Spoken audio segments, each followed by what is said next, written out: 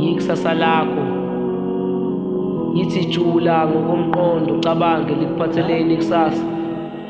Hlezi lakho lilele kwezakho izandla khumbula, ngoba sonke sinezifiso ezifanayo kuba nempilo emtoti ngelinye lamalanga. Ubona sifika izikhali mihla namalanga, silola impumelelo esingazi noma uyosifica sisaphila na. Impela mathunzi amnyama sikhungethe, ikati lileleziko siyasibuza siyaziphendula, ngabe kwakhala nyonini injabulo sekoba imvela kancane noma siguqa ngedolo lenhliziyo sikhuleka nakumdali kodwa lutho iziphendula. Sesizocela-ke nakini bantu abadala nisikhanyisele ezindleleni zokumnyama, ngoba empeleni awukho ukulahla umuntu. Sibhedleleni kukhanye bogogo nomkhulu nithokoze njalo, bathi life is too short.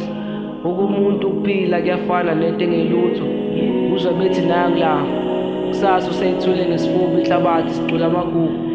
Ake sihlale phansi sidle amathambo engqondo sicabanga, hlezi mhlampe bayindlasana bayofinyelela kwampumelelo. Angithi phela education is the key to success. Kimi sokoba impiko abadala ngoba sengikhalela abafowethu nodadewethu abachitha iminyaka eyi12 befundela ukuba nempilo engcono. Bheka-ke namhlanje bawuvanze emgaqweni badayisa ematafuleni, kanti ubaba wethu usezulwini uyiphendula nini yethi imkhuleko. Ngoba empeleni wathi sikumfanekiso wakho, masicela uyosipha, uma sinonqotha siyakuvulela. Kanti kuyoze kube yinini usizi libhalwe kithi ebusweni inhlupheko.